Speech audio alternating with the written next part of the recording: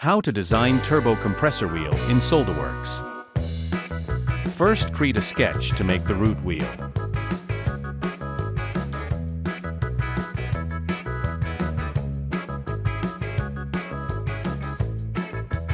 And revolve the sketch to get the volume of the root. Now the blade using the spline line tangent on each side. Offset the spline line 2 mm both sides.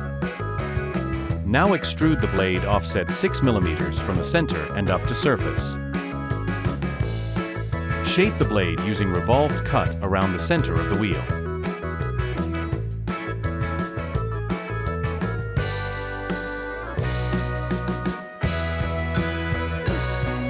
Add fillet in both edges and circular pattern with 3 features.